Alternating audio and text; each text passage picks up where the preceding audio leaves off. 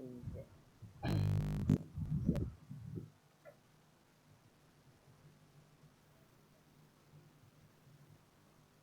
Kelompok berikutnya, silahkan. Kelompok berapa? Kelompok 8, Pak. 8, Pak.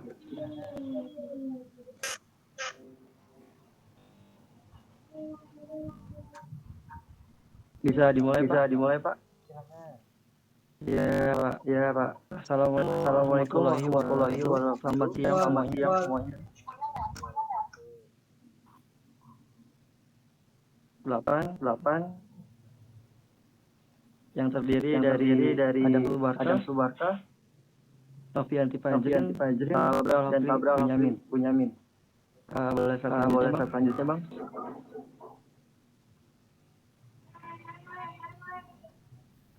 Ya, capaian pembelajaran mahasiswa diharapkan mampu mendeskripsikan pengertian teori investasi, menyebutkan dan menjelaskan faktor mempengaruhi investasi, menjelaskan dan menghitung nilai waktu dari uang, serta menyebutkan dan menjelaskan penilaian investasi. Yang kedua, mahasiswa diharapkan mampu mendeskripsikan pengertian inflasi, menyebutkan dan menjelaskan penggolongan inflasi, penyebab timbulnya inflasi, mengukur inflasi, dampak inflasi, peran bank sentral. Selanjutnya, teori investasi.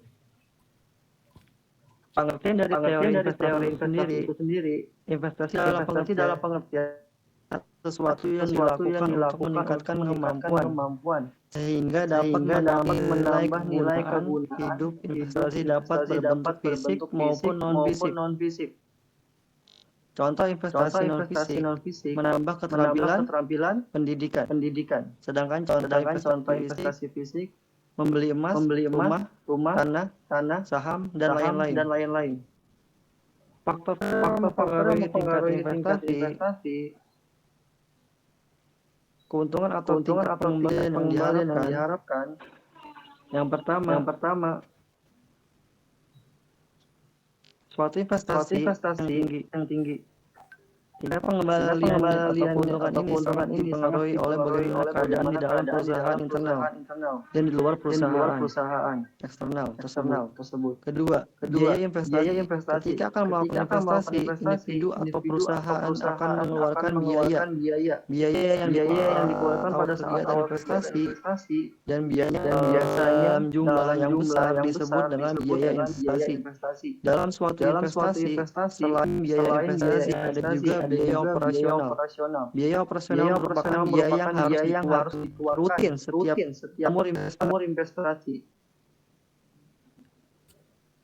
Yang ketiga, marginal efficiency of capital atau MFC menyatakan besarnya keuntungan yang diperoleh dengan ditanamnya modal. Sedangkan suku bunga adalah imbalan yang harus dibayarkan karena telah menggunakan sejumlah uang, biasanya dalam bentuk persen. Sedangkan margin of investment adalah suatu karya yang menunjukkan hubungan di antara tingkat pengembalian modal dan jumlah modal yang akan diinvestasikan. Selanjutnya, nilai waktu dari uang. Present value, nilai sekarang, merupakan nilai saat uang yang akan diterima pada waktu yang akan datang. Nilai present value dapat dicari menggunakan rumus berikut, di mana X yaitu uang yang akan diterima atau dikeluarkan pada waktu yang akan datang. R adalah tingkat suku bunga, N adalah periode tahun.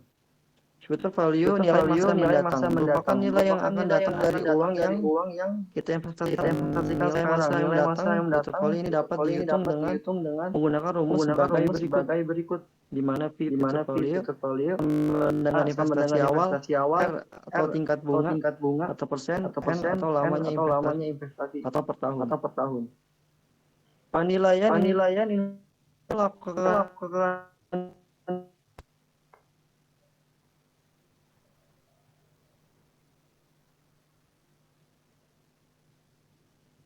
atau justru merugikan. Berikut ini adalah metode yang dapat digunakan untuk menilai suatu investasi.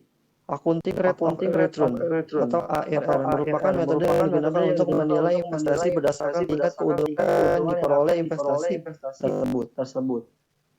Nilai accounting rate of return dapat dicari dengan membagi laba setelah pajak dengan rata-rata investasi. Kedua, payback periode atau PBP adalah metode yang digunakan untuk mengukur waktu depan agar dana investasi yang dikeluarkan dapat kembali. Cara penilaian pada metode payback period ini adalah dengan membandingkan antara target waktu pengembalian investasi payback period.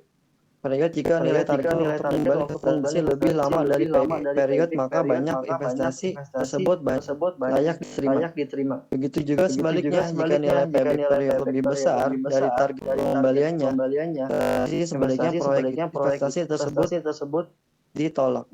Next, selanjutnya akan dilanjutkan oleh teman saya Tabah Rafli. Silakan. Tempat dan waktu. Baik. Net present value. Metode ini memperhatikan nilai waktu dari uang. Nilai net, nilai NPV ini diperoleh dengan cara menghitung selisih nilai present value dari penerimaan cash flow pada tingkat diskon tertentu dengan nilai investasi yang dikeluarkan. Jika nilai present value dan penerimaan atau dari penerimaan cash flow lebih besar daripada nilai investasi yang dikeluarkan, maka NPV positif dan investasi layak dilaksanakan. Jika nilai present value dari penerimaan cash flow lebih kecil dari nilai investasi yang dikeluarkan, maka NPV dan investasi dianggap tidak layak. Profitability Index atau PI. Metode ini diperoleh dengan membandingkan antara nilai present value dari penerimaan dengan nilai investasi yang dikeluarkan. Jika nilai PI lebih besar dari 1, maka investasi layak dilaksanakan. Dan jika nilai profitability PI lebih kecil dari 1, maka proyek investasi dianggap tidak layak dilaksanakan. Internal Rate of Return (IRR). Metode internal rate of return digunakan untuk mencari nilai diskon rate pada saat nilai present. Pada saat nilai present value dari penerimaan cash flow sama dengan nilai investasi NPV sama dengan 0. Nilai internal rate of return ini dapat diperoleh dengan cara sebagai pertama, mencari diskon rate sehingga didapatkan dari NPV positif. Kedua, mencari diskon rate sehingga negatif. Dan nilai IRR dengan menggunakan rumus berikut. Di mana NPV sama dengan net present value, PV sama dengan total present value, RT sama dengan tingkat diskon rate, R lebih tinggi, RR adalah tingkat diskon rate atau R lebih rendah. Dengan menggunakan metode internal rate of return, suatu proyek investasi dikatakan layak jika nilai IRR lebih besar dari keuntungan yang diharapkan. Demikian juga sebaliknya. Jika nilai IRR lebih kecil dari yang diharapkan, maka proyek investasi sebaiknya tidak dilaksanakan. Teori inflasi. Inflasi diartikan sebagai kenaikan harga secara umum dan terus-menerus dalam jangka waktu tertentu. Inflasi terjadi jika kenaikan harga barang-barang terjadi secara meluas. Bukan hanya kenaikan harga barang pada suatu atau dua barang saja. Misalnya pada saat musim buah, harga rambutan akan naik. Kenaikan harga buah rambutan ini tidak diikuti dengan kenaikan harga barang lain. Maka tidak bisa disebut dengan inflasi. Kebalikan dari inflasi disebut deflasi. Perhitungan inflasi ini dilakukan minimal dalam rentang waktu 1 bulan. Karena selama 1 bulan akan terjadi apa yang akan terlihat apakah kenaikan harga barang-barang terjadi secara bersamaan dan terus-menerus atau tidak. Penggolongan inflasi berdasarkan kelompok di Indonesia dibagi menjadi 7 kelompok. Pengeluaran berdasarkan the classification of individual consumption by purpose. Ketujuh kelompok tersebut yaitu satu kelompok bahan makanan, dua kelompok makanan jadi, minuman dan tembakau, ketiga kelompok perumahan, air, listrik, dan bahan bakar, empat kelompok sandang, lima kelompok kesehatan, enam kelompok pendidikan, rekreasi dan olahraga, ketujuh kelompok transport, komunikasi dan jasa keuangan. Berdasarkan asalnya inflasi, berdasarkan asalnya dibagi menjadi dua kelompok yaitu domestic inflation adalah inflasi yang berasal dari dalam negeri yang disebabkan karena kesalahan pengelolaan perekonomian baik di sektor real maupun di sektor moneter. Misalnya pencetakan uang baru pencetakan uang baru untuk mengatasi defisit dalam pembiayaan dan belanja negara. Kurangnya pasokan kebutuhan bahan pangan karena gagal panen. Bang.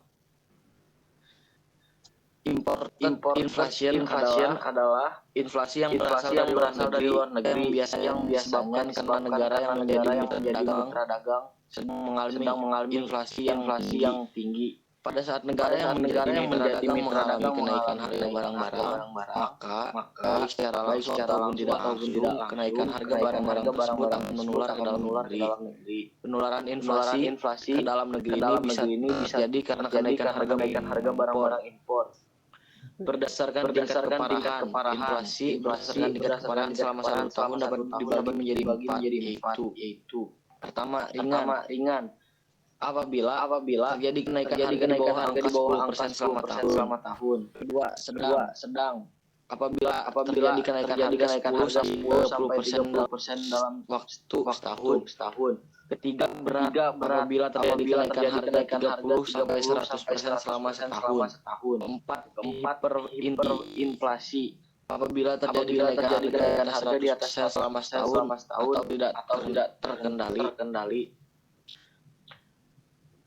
Penyebab timbulnya inflasi. Inflasi tekanan atau demand pull inflation timbul karena adanya permintaan yang kuat pada masyarakat. Peningkatan permintaan ini tidak diimbangi dengan kenaikan penawaran sehingga menyebabkan harga barang-barang menjadi naik dan tidak menjadi naik yang berkelanjutan dan terjadilah inflasi. Kedua, inflasi dorongan biaya atau push inflation. Terjadi karena kenaikan biaya produksi. Kenaikan biaya produksi terjadi karena adanya kenaikan harga bahan baku, kenaikan UMR, kenaikan BBM, biaya produksi yang naik. Ini akan menyebabkan penawaran agregat menjadi kurang. Walaupun tidak terjadi kenaikan permintaan karena penawarannya turun, maka harga barang-barang akan naik. Ketiga, kekacauan ekonomi dan politik. Inflasi ini disebabkan karena adanya kekacauan ekonomi dan politik pada suatu negara. Misalnya ketika suatu negara mengalami peperangan, maka harga barang-barang di negara tersebut akan mengalami kenaikan. Kenaikan harga barang yang sangat tinggi pernah terjadi di Indonesia pada tahun 1998 pada saat itu jadi kekacauan politik dan ekonomi sehingga menyebabkan di Indonesia mengalami inflasi mencapai 70%, padahal inflasi yang normal berkisar 3% sampai min 4%. Keempat, bertambahnya uang yang beredar. Ketika jumlah uang yang beredar bertambah tanpa diikuti dengan kenaikan jumlah barang-barang, maka harga barang-barang akan naik. Uang yang beredar di masyarakat jumlahnya bisa bertambah. Jika pemerintah mencetak uang baru untuk mengurangi anggaran belanjanya. Kelima, campuran mix inflation. Inflasi ini disebabkan karena adanya ketidakseimbangan antara permintaan dan penawaran. Pada saat jumlah permintaan barang dan jasa bertambah, sementara persediaan faktor produksi dan barang-barang jumlahnya turun, ditambah lagi barang substitusi jumlahnya terbatas atau bahkan tidak ada. Hal ini akan menyebabkan harga barang-barang dan jasa menjadi naik dan menyebabkan inflasi. Baik, selanjutnya akan dilanjutkan oleh teman saya. Saudari Novi. Ya. Baik, saya lanjut. Cara mengukur inflasi. Yang pertama ada indeks harga konsumen. Merupakan salah satu indikator yang digunakan untuk mengukur tingkat inflasi. Nilai IHK memperlihatkan tingkat harga dari barang dan jasa atau yang dibeli konsumen pada konsumen tertentu. Barang jasa tersebut sudah diberi bobot berdasarkan tingkat keutamaannya. Perubahan nilai jadi pada IHK dari waktu ke waktu menggambarkan kenaikan inflasi atau tingkat penurunan. Yang kedua ada indeks harga perdagangan besar. Merupakan suatu indikator harga transaksi yang terjadi di antara penjual atau pedagang besar pertama dengan pembeli pedagang besar berikutnya dalam jumlah besar pada pasar pertama atas suatu komoditas atau Bank Indonesia. Yang selanjutnya indeks harga produsen merupakan indeks yang digunakan untuk mengukur perubahan rata-rata yang diterima produsen domestik untuk harga yang mereka hasilkan. Selanjutnya indeks harga aset merupakan pergerakan harga aset yang dapat dijadikan indikator adanya tekanan terhadap harga secara keseluruhan. Aset yang digunakan dalam pengukuran adalah properti dan saham. Yang selanjutnya ada deflator produk domestik bruto. Memperlihatkan jumlah perubahan harga dari semua barang baru barang produksi lokal dan jasa. Peroleh dengan membagi PDB atas dasar harga konstan dengan PDB atas dasar harga nominal. Dampak dari inflasi yang pertama ada dampak positifnya. Untuk mendorong pertumbuhan penawaran agregat pada ekonomi sepakat tingkat inflasi yang aman adalah 5% per tahun. Dengan adanya inflasi atau kenaikan harga akan memicu produsen untuk meningkatkan outputnya.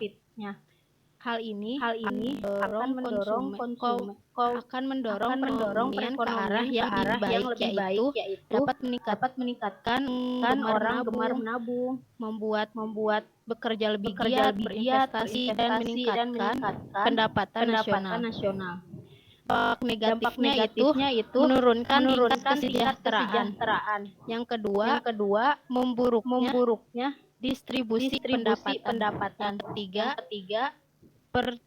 Yang ketiga tergantungnya stabilitas ekonomi.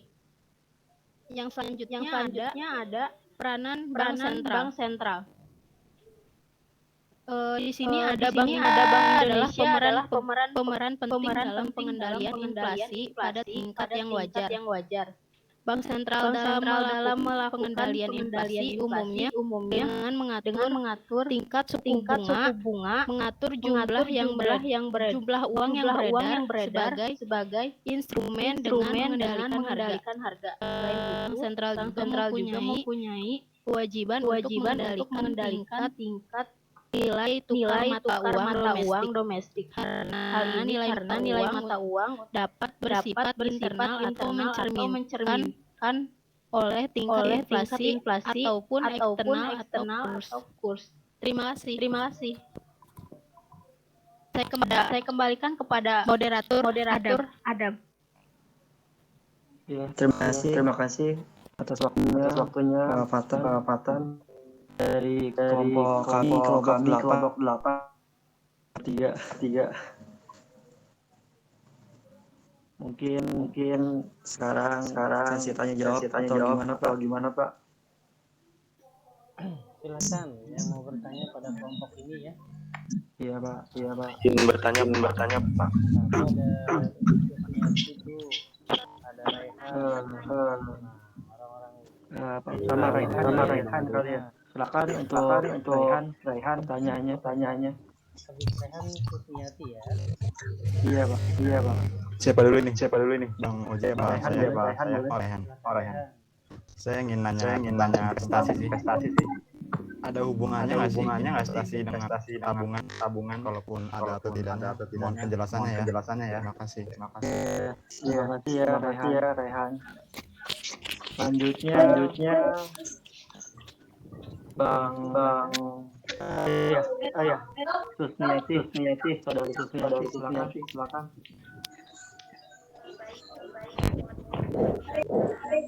Sebutkan dan jelaskan hal 2024 yang dilihat dari indikator berinvestasi pasar modal. Tanyanya.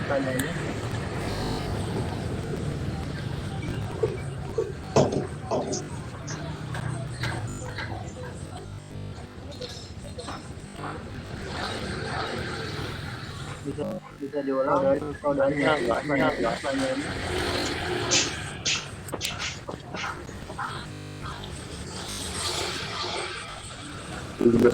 Izin bertanya. Ya boleh Agung. Kenapa harus investasi? Nah, itu pertanyaannya. Harus investasi. Ya, itu aja ya.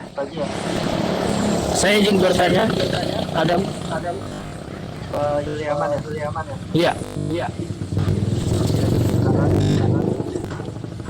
Apa hubungan inflasi dengan indeks harga konsumen? Bisa di Apa hubungan inflasi dengan indeks harga konsumen? dengan harga konsumen. Ya. Terima kasih. Ya, sama-sama. Selanjutnya Oji. Bagaimana jika bank sentral terjadi ketidakstabilan pada keuangan dan bagaimana sistem keuangan bisa dikatakan stabil? Ya, itu aja ya. Iya. Jelas pertanyaannya. Jelas. Terima kasih ya. Lagi ya. Nah, cuman jawabannya lagi mikir dulu nih apa nih jawabannya. Iya, Pak. Aduh. Kayaknya Selanjutnya ya.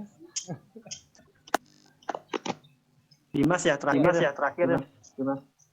Apa lagi? Ya, Ya, itu bertanya Bang Adam. Kira-kira menyebabkan orang asing tertarik invest di Indonesia.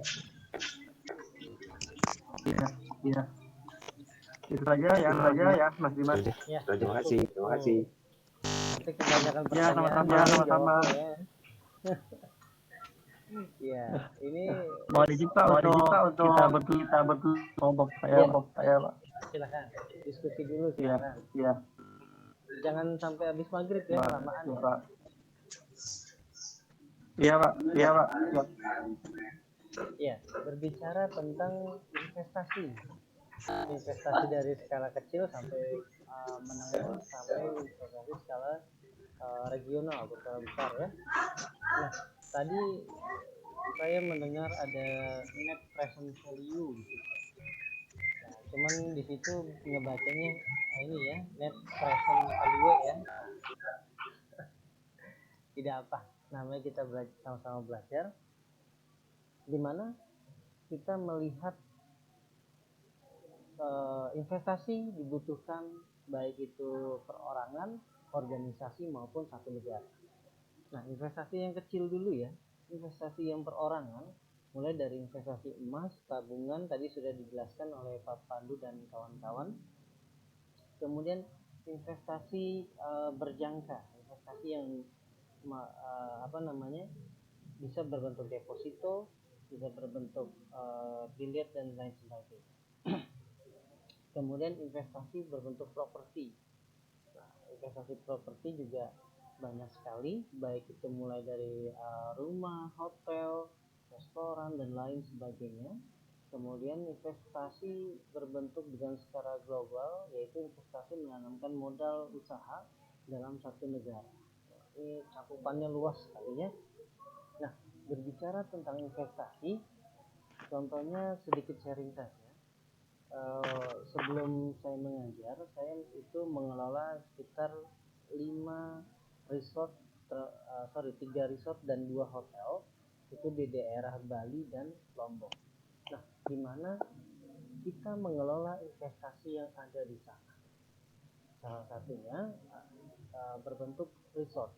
Kita jadikan uang itu menjadi resort, di mana resort itu bisa menghasilkan uang dengan jangka waktu kembali. Nah, ini namanya rate of investment, di mana orang akan tertarik untuk berinvestasi jika jelas kapan uangnya akan dikembalikan.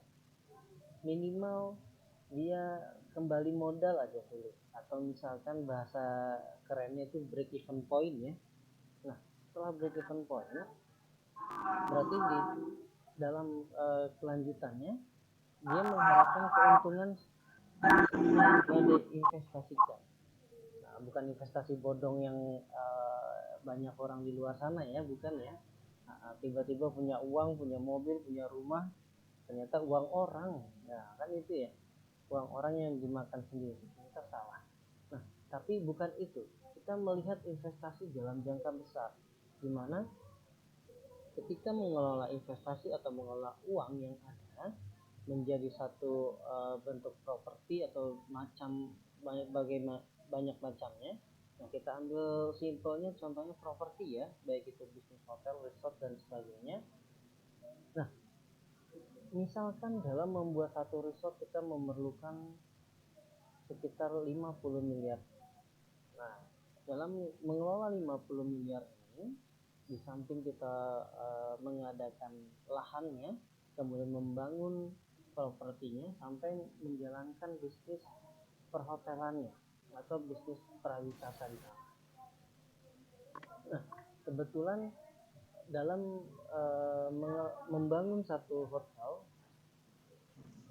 itu anggap saja memerlukan sekitar 25 miliar. Berarti kalau kita memegang uang 50 miliar itu sanggup untuk membangun dua hotel. Nah, ketika dalam mengelola uang yang ada dalam jalur investasi ini, maka dibutuhkan skill. Skillnya makanya teman-teman belajar dari sekarang bagaimana mengatur atau mengelola uang agar uang itu bermanfaat dan menghasilkan uang kembali. Itulah yang diharapkan dari teori investasi. Nah, kembali lagi, investasi ini bisa dalam jangka waktu menengah ataupun jangka panjang ya. Biasanya dalam jangka pendek itu 3-5 tahun. Diharapkan uang yang diinvestasikan akan kembali. Tapi terkadang dilihat dari bisnis dan kendala apa, misalkan tiba-tiba kemarin ada COVID-19, mau tidak mau harus ditunda dulu sekitar 2-3 tahun ya, baru melanjutkan investasi kembali. Nah, ini kan menjadi masalah ke depan. Tapi normalnya adalah 3-5 tahun. Dalam jangka waktu yang tidak relatif lama, uang kita akan kembali. Nah, disitulah yang tadi dihitung yang namanya net present value, bukan value ya, tapi value, di mana nilai yang didapat dari proses investasi tersebut guna mencapai keuntungan maksimal. Ketika seorang pengusaha pastinya berorientasi pada keuntungan ya, nggak, namanya pengusaha maunya untung ya, nggak mau rugi ya. Pasti kan semua orang juga maunya untung. Kalau rugi ngapain Pak saya ngeluarin uang banyak-banyak kalau cuma dapat kerugian aja. Nah, disitulah investor akan berpikir keras bagaimana orang yang diamanatkan menjalankan investasi ini bisa dipercaya atau tidak. Nah, inilah titik penting di mana kembali lagi, kejujuran itu nomor 1 ya. Kejujuran, skill, kemudian intelektualitas dan kerja keras.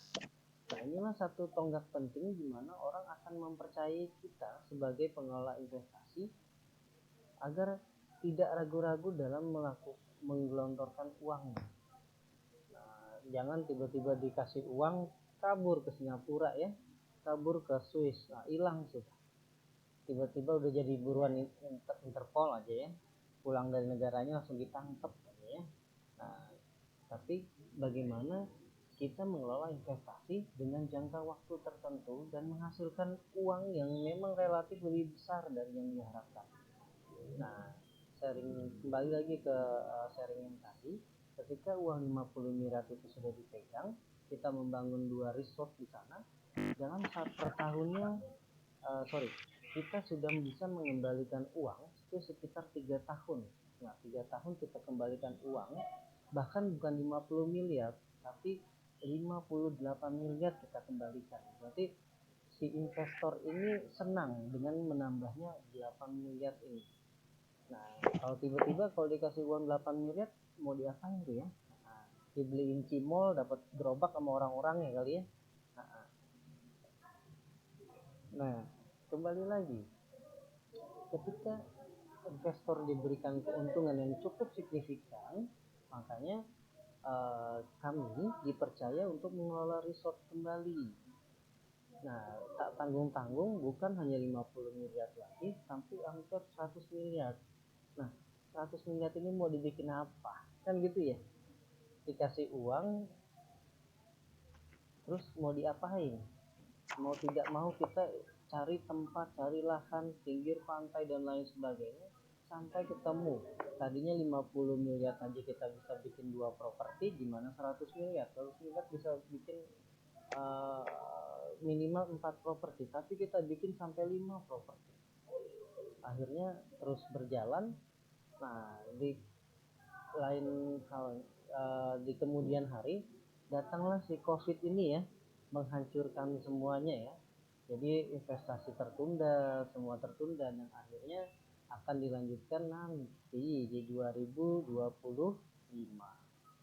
Nah, mudah-mudahan deh ketemu lagi atau enggak ya 2025 ya. Oke, itu saja kita sharing tentang investasi. Silahkan saya kembalikan ke kelompoknya. Pertanyaannya sudah banyak ya. Terima kasih banyak Pak atas pokoknya Pak tambahannya juga. Terima kasih banyak. Ya, kita lanjut untuk pertanyaan akan saya jawab pertama ya, yaitu bagaimana center tidak stabil dan sistem keuangan, yaitu ketidakstabilan yang terjadi pada sektor keuangan menimbulkan dampak buruk, yakni kehilangan kepercayaan masyarakat pada fungsi keuangan, menurunnya pertumbuhan ekonomi dan biaya pemulihan akibat krisis sangatlah besar. Dan selanjutnya teman saya yaitu Novianti Fajrin. Saudari Novianti Fajrin. Ya, saya akan. Sebentar. Ini Adam menjawab pertanyaan siapa nih? Tadi saya kurang menyimak, mohon maaf. Saya menjawab pertanyaan dari saudara Oji, Pak. Oh, saudara Oji, oke. Ya. Berarti Bank Sentral ya. Oke, silahkan. Iya. Jawab. Selanjutnya dilanjutkan oleh saudara Novianti.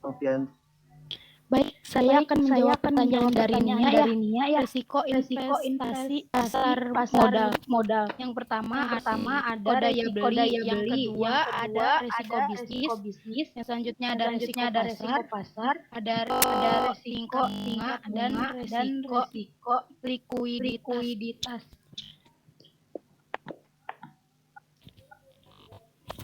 Dan akan menjawab juga pertanyaan dari Yuliaman.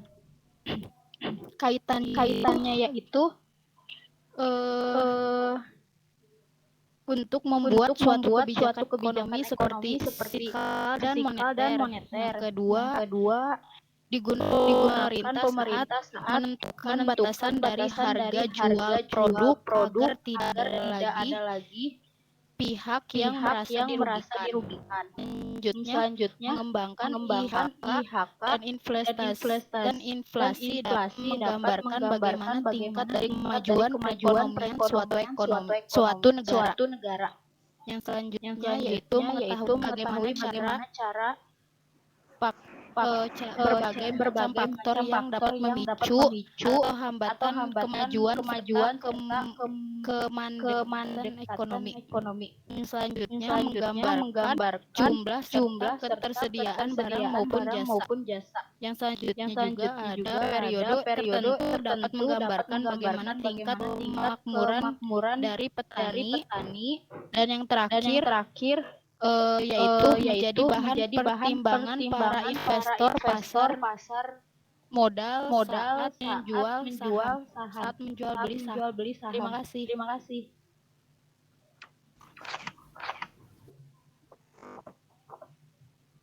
Iya.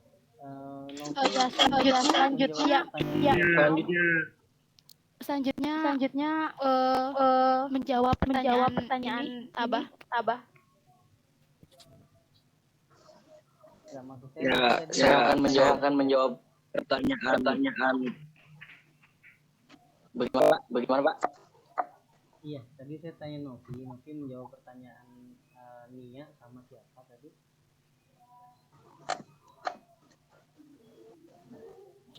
Tadi Novi menjawab pertanyaan Nia sama Yuliaman, Pak. Yuliaman, oke. Ya, lanjut silakan. Saya akan menjawab pertanyaan dari saudara Rehan, Pak. Yang pertanyaan pertama adalah hubungan antara investasi dan tabungan.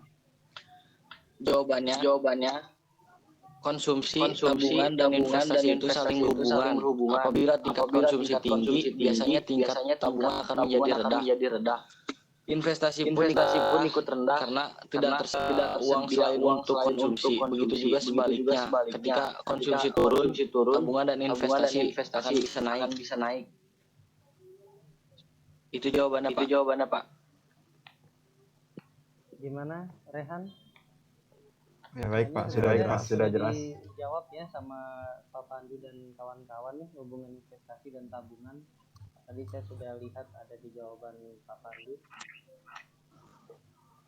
Mungkin ada kelompok Pak Pandu mau bantu jawab, bantu menambahkan investasi dan tabungannya. Nah, Pak Pandu, Pak Wika, silakan kalau mau ditambahkan yang berhubungan dengan tabungan. Kayaknya udah cukup Pak ya. Cukup Pak. Komplit sekali Pak. Mantap seperti mantap. Kurang kopi kayaknya ya. Oke, lanjut.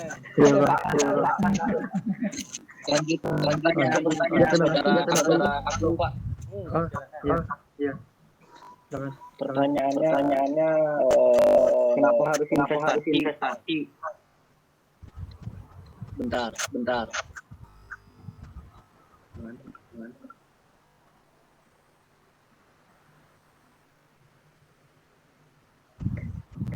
Karena investasi dapat melindungi yang Anda miliki dari penurunan inflasi dengan perencanaan keuangan yang baik. Segala kebutuhan bisa terpenuhi dan rencana pun dapat terwujud.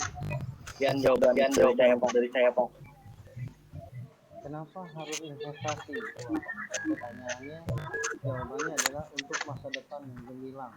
Kenapa harus gemilang? Karena kita harus mencanangkan dari sekarang. Yang belum merit harus nabung dulu. Yang udah merit harus investasi juga. Harus punya rumah, punya ini dan lain sebagainya. Harus ya investasi ya. Pak, pertanyaannya kalau uangnya nggak ada, apa yang mau diinvestasiin Pak? Kita belajar dulu. Iya betul. Ini ya baru melakukan atau ini ya implementasi ketika bisa mengetahui bagaimana pentingnya investasi, kita akan mau juga untuk melakukan investasi. Contohnya ya bisnis properti yang punya tanah di sini, bangun kontrakan, bangun lagi ke sana ke sini lagi, gimana memutar uang dengan menghasilkan keuntungan maksimal tidak hanya untuk 2-3 tahun saja, tapi untuk bisa sampai 10 tahun ya. Nah, yang juragan kontrakan siapa di sini? Nanti tinggal di sharing-sharing aja pengalamannya. Nah, itu salah satu investasi juga ya. Dari sekarang teman-teman harus bisa bagaimana mencari investasi, karena yang terutama yang ini ya, laki-laki ya, perempuan tidak akan berpikir panjang ketika kalian punya investasi yang bisa diandalkan. Semua kan harus berpikir maju ke depan ya. Ketika investasi bernilai cukup tinggi, orang akan tertarik kan gitu. Nah, kita nggak tahu nih bapak anggota DPR sama yang lain kira-kira investasinya apa di luar sana ya. Pak, saya berinvestasi ilmu dulu Pak di Unpam. Saya pelajari dulu Pak di Unpam dari semester 1 sampai semester akhir, mudah-mudahan langsung lulus, dan setelah itu saya melakukan investasi secara signifikan, di mana ilmu yang saya dapat harus kita implementasikan dan harus kita kembangkan. Gitu ya. Silakan saya kembalikan ke moderator. Iya Pak, terima kasih atas masukannya Pak Arif. Mungkin itu saja Pak dari kelompok 8. Bapak kami, lebihnya mohon maaf apabila ada kesalahan. Terima kasih. Wassalamualaikum warahmatullahi wabarakatuh. Waalaikumsalam. Waalaikumsalam warahmatullahi wabarakatuh.